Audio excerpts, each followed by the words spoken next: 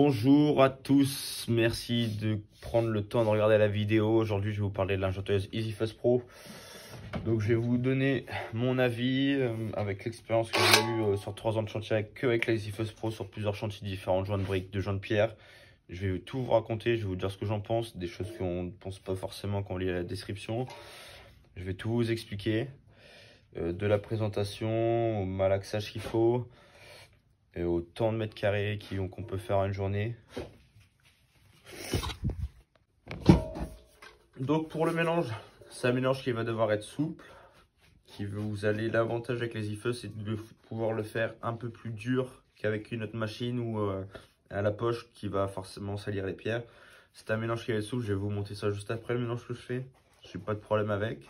Sauf si forcément je la charge trop, l'enduit peut coller un petit peu.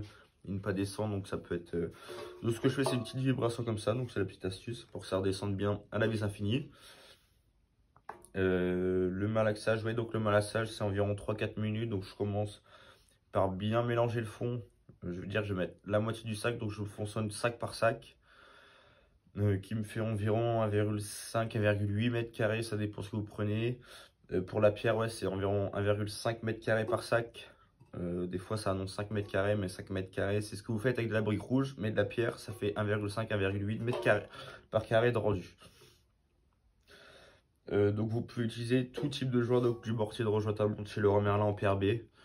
C'est le ton pierre, c'est ce que j'utilise le plus et je suis le plus satisfait. Pourquoi? Parce que déjà c'est plus solide, surtout sur la pierre sèche. Forcément c'est du mortier de rejointement, donc ça reconsolide le mur. Pas totalement, parce que forcément toutes les pierres, il n'y aura que les parties extérieures qui seront faites. Vous avez aussi l'enduit Belle Époque aussi que je marche beaucoup, en gras fin, gras moyen. Ce que je conseille, c'est environ 3-4 minutes avec un malaxeur. Ça va être un mélange qui doit être souple, mais en même temps pas liquide. Parce que forcément liquide, soit ça va pas accrocher, ça va pas coller. Vous allez salir les pierres en plus, donc c'est pas ce que nous on va chercher en faisant les joints de pierre. Forcément, on essaie d'avoir un bon rendu. C'est un mélange qui va être...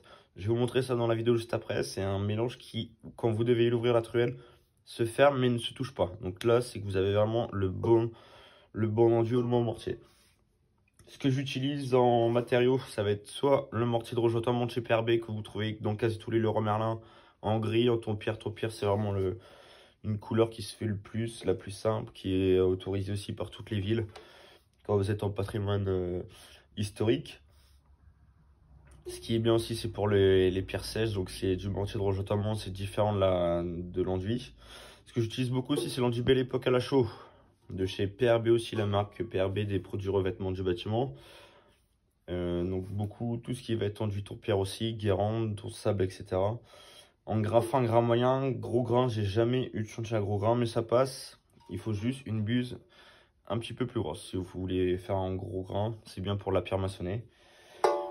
Ce que je vous conseille, donc là, c'est une buse en inox. C'est idéal pour la pierre sèche, tout ce qui est brique rouge. Si vous avez de la pierre maçonnée ou des gros joints à reboucher, je vous conseille de soit couper la buse, mais surtout l'idéal, c'est d'en racheter une deuxième et d'avoir un joint qui sera plus gros. Parce que là, vous allez avoir un 32 passes. Là, vous allez être en une seule passe. C'est forcément plus intéressant. Donc, oui, environ 3-4 minutes au malaxeur. Lent, bien le fond et après, on remonte. Vous pouvez utiliser aussi de l'expandeur. De l'additif, de la prise rapide, l'accélérateur te brise. Attention, tous les accélérateurs de prise ne sont pas compatibles avec tous les enduits. La Belle Époque, comme c'est de la chaux hydraulique, ça passe pas, donc il faut faire surtout attention à ça. Mais c'est bien quand on arrive en hiver, comme maintenant.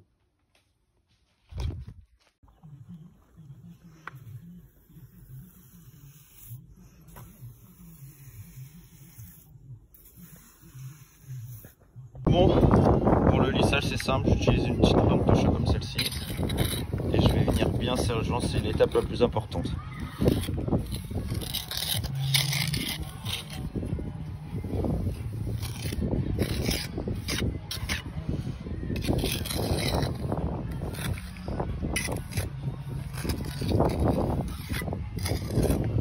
Ce qui est bien, c'est de croiser les joints.